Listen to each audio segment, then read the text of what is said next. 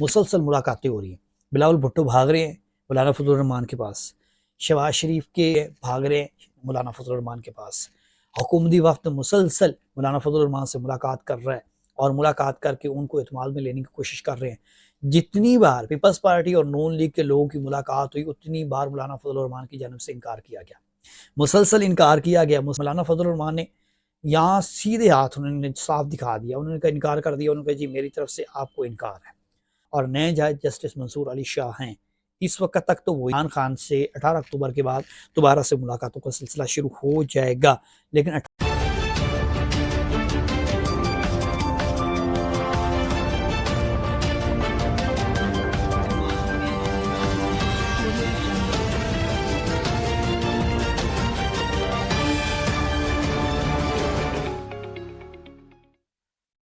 تازہ ترین اور اہم خبروں کے ساتھ میں ہوں سہیل عباس بلوچ، اور یہ امید کرتا ہوں کہ آپ بھی ٹھیک ہوں گے۔ آج کی ویلاگ میں ہم بات کریں گے پاکستان تحریک انصاف،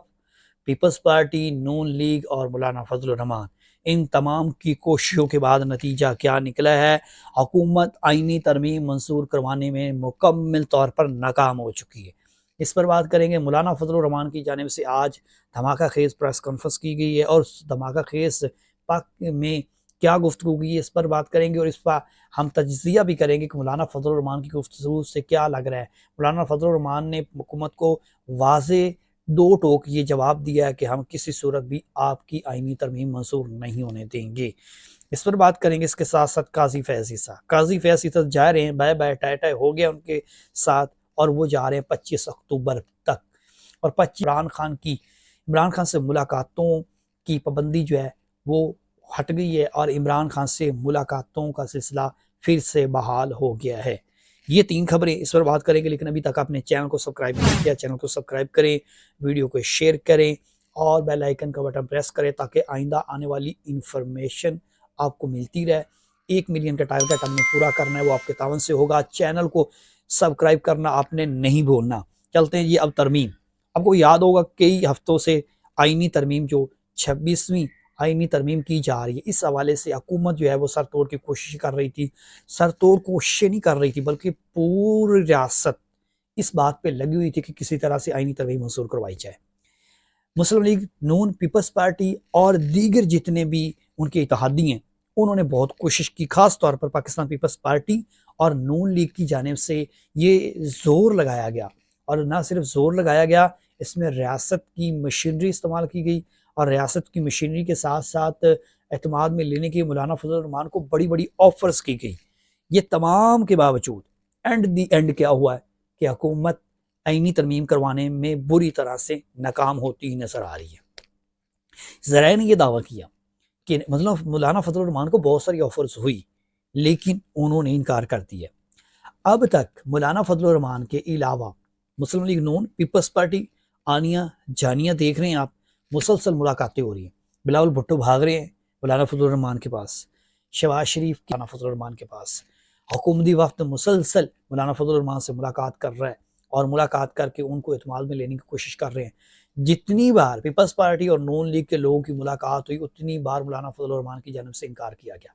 مسلسل انکار کیا گیا، مسلسل انکار ہوتا رہا۔ اور رات کو آپ یاد ہو جب اجلاس تھا تو اتنے مطمئن تھے حکومت اور پیپلز پارٹی کے لوگ کہ شاید ابھی آئینی ترمیم منظور ہو جائے گی،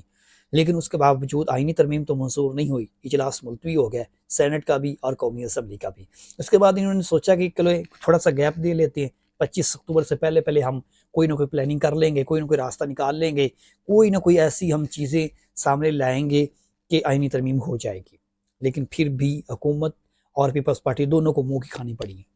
میں اس لیے منہ کی کھانی کہہ رہا ہوں کہ جو کام آپ نہیں کر سکتے اس کو بار بار کرنے کی کوشش کیوں کر رہے تھے،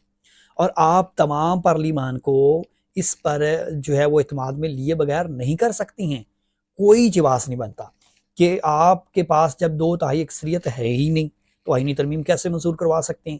آپ کے پاس 2/3 اکثریت نہیں ہے لیکن آپ اپنی مرضی کی ترمیم کرنا چاہتے ہیں تو پھر کیسے ہونی تھی؟ آپ نے عوامی مفاد کے لیے اتنی کوشش نہیں کی۔ اگر حکومت نے عوامی مفاد کے لیے، عوام کے لیے یا اس ملک کے لیے اتنی کوشش کی ہوتی، بہتری کی، تو شاید ان کی آئینی ترمیم کروانے کی ضرورت نہیں پڑنی تھی۔ اب پاکستان تحریک انصاف کی اس آئینی ترمیم کو رکاوٹ جو تھی پاکستان تحریک انصاف ہی تھی، کیونکہ سب سے اپوزیشن میں بڑی پارٹی وہ تھی، لیکن مولانا فضل الرحمان جو ہے وہ ڈٹ گئے۔ مولانا فضل الرحمان نے یہاں سیدھے ہاتھ انہوں نے صاف دکھا دیا، انہوں نے کہا انکار کر دیا، انہوں نے کہا جی میری طرف سے آپ کو انکار ہے، شہباز شریف میرے لیے ملاقات کرنے کے لیے نہ آئیں کیونکہ میں نے یہ کرنا نہیں، نواز شریف میرے ساتھ ملاقات کے لیے نہ آئیں کیونکہ میں نے کرنا نہیں۔ اب آل پارٹیز پلائی گئی، اسی بہانے ملاقات ہوگی، اور اس ملاقات میں شاید مولانا فضل الرحمان کو منانے میں نون لیگ کامیاب ہو جائے گی۔ لیکن مولانا فضل الرحمان بھی سمجھدار تھے، انہوں نے کہا جی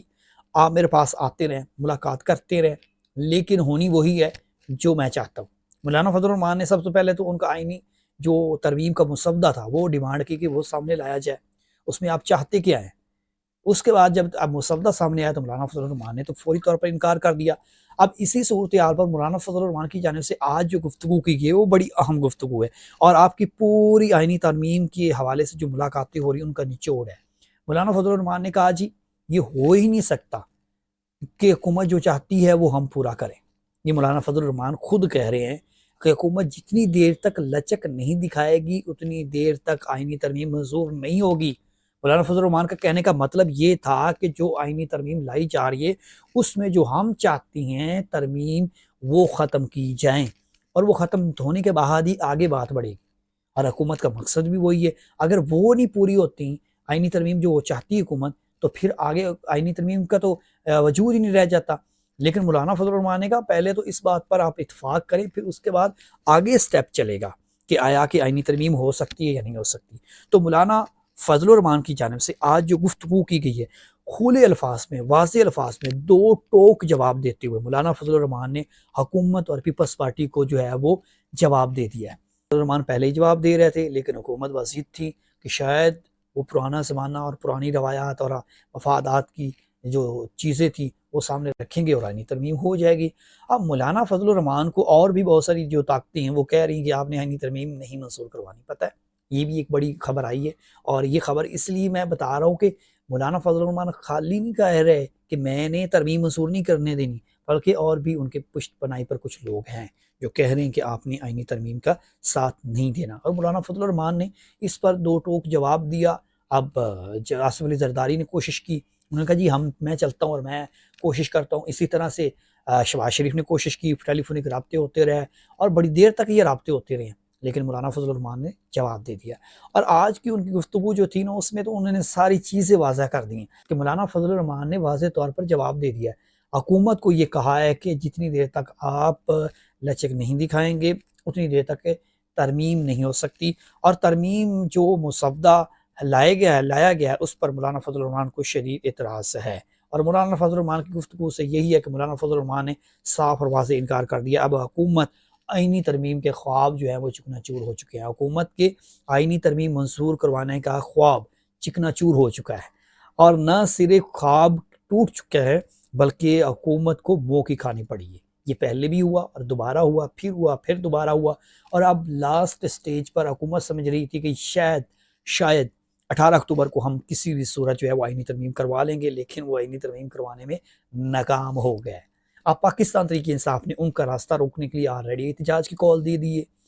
اب پاکستان تحریک انصاف احتجاج کی کال دے رہی ہے۔ بلوچستان میں امن و امان خراب ہے، خیبر پختونخوا میں حالات انتہائی تشویشناک ہیں، اور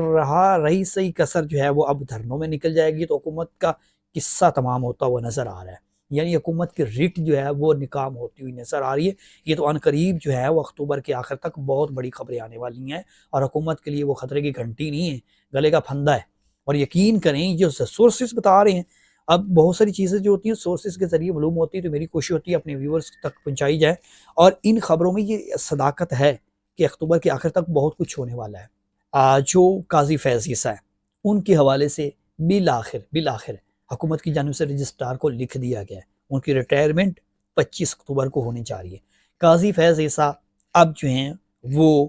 25 اکتوبر کو ریٹائر ہو جائیں گے اور اپنے گھر چلے جائیں گے، اور اس حوالے سے قاضی فیض عیسیٰ کی جانب سے جو ان کو عشائیہ دیا جاتا ہے، ایک روایت ہے کہ جب بھی سپریم کورٹ کا جو جج ہے وہ چیف جسٹس جو ہے وہ جب ریٹائر ہوتا ہے تو ان کے عشائیے کے لیے جو ہے تقریب رکھی جاتی ہے، اور اس کے اخراجات جو ہیں وہ 20 لاکھ روپے ہیں، 20 لاکھ عشائیے کے ہیں، الوداع جو تقریب ہوتی ہے چیف جسٹس آف پاکستان کی، اس کو عشائیہ دیا جاتا ہے اور اس کو خدا حافظ کہا جاتا ہے، آپ جائیں۔ نیا جو جج آتا ہے وہ اپنے ذمہ داریاں سنبھالتے ہیں، اور نئے جج جسٹس منصور علی شاہ ہیں۔ اس وقت تک تو وہی ہیں۔ اب حکومت اس میں کوئی نئی پالیسی لاتی ہے، نئی پلاننگ کرتی ہے، ہو سکتا ہے اس میں کوئی نئی چیز آ جائے، لیکن ابھی تک جو سپریم کورٹ کی روایت اور آئین کہتا ہے، چیف جسٹس آف پاکستان منصور علی شاہ ہیں، اور اگلے وہ چیف جسٹس ہوں گے۔ اور اس تقریب جو جیسے میں کہہ رہا تھا کہ 20 لاکھ روپے اخراجات آتے ہیں، قاضی فیاض عیسیٰ نے یہ اپنا بڑا پن دکھایا ہے یا اس میں بھی وہ سیاست چمکانا چاہتے ہیں، یہ تو وہی بہتر جانتے ہیں، لیکن انہوں نے کہا جی 20 لاکھ روپے اس الوداعی تقریب پر اخراجات آئیں گے، لہذا میں یہ عشائیہ نہیں لینا چاہتا۔ اس عشائیے سے انہوں نے انکار کر دیا ہے۔ لیکن سب سے بڑی خبر یہ ہے کہ اب بالآخر اب آہستہ آہستہ چیزیں جو ہیں وہ آگے بڑھنا شروع ہوئی ہیں، اور قاضی فیاض عیسیٰ کے حوالے سے سب رجسٹرار کو حکومت کی جانب سے خط لکھ دیا گیا ان کی ریٹائرمنٹ کا۔ لیکن سوال ابھی وہیں پر ہے کہ منصور علی شاہ کا نوٹیفیکیشن ابھی تک نہیں ہوا ہے، لیکن ذرائع یہ بتا رہے ہیں کہ آئندہ 2 روز میں یا چند روز میں قاضی فیاض عیسیٰ کی الوداعی تقریب تو نہیں ہو رہی، لیکن منصور علی شاہ کی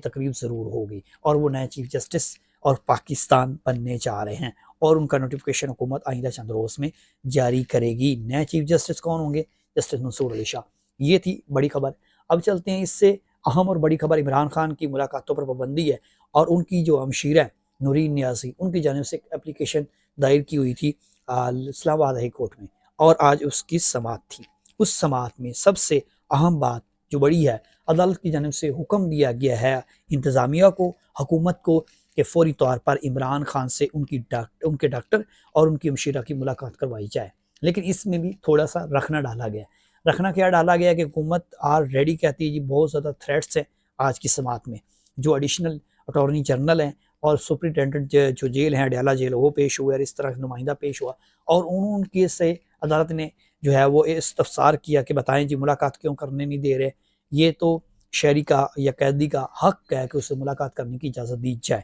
لیکن انہوں نے کہا جی ہمیں سیکیورٹیز کے تھریٹس ہیں، ایجنسیز کی جانب سے تھریٹس شدید ہیں، لہٰذا وہ رپورٹ بھی جمع کروائی گئی، اور اس کے بعد پھر یہ کہا گیا کہ کسی صورت بھی جو ہے وہ آلریڈی حکومت کی جانب سے 18 اکتوبر پر پابندی لگائی گئی ہے۔ تو اس پر عدالت نے کہا کہ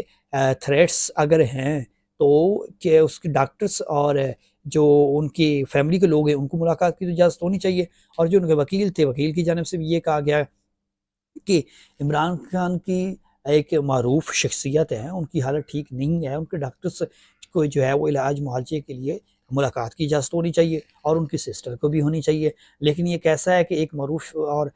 مشہور جو سیاستدان ہیں ان سے ان کے فیملی اور جو ڈاکٹرز ہیں ان کو ملاقات کرنے کی اجازت نہیں دی جا رہی۔ بالآخر جی یہ ساری بحث ہونے کے بعد بڑی تفصیلی بحث ہوئی ہے، اور اس میں بہت زیادہ جو ہے بحث میں تکرار بھی ہوتا رہا ہے، اور اس عدالت میں جو ہے وہ دیر تک یہ سماعت چلتی رہی۔ اس کے بالآخر اسلام آباد ہائی کورٹ کے نیچے جسٹس جو عامر فاروق ہیں ان کی جانب سے حکم دیا گیا، فیصلہ سناتے ہوئے یہ کہا گیا کہ عمران خان کو جو ہے وہ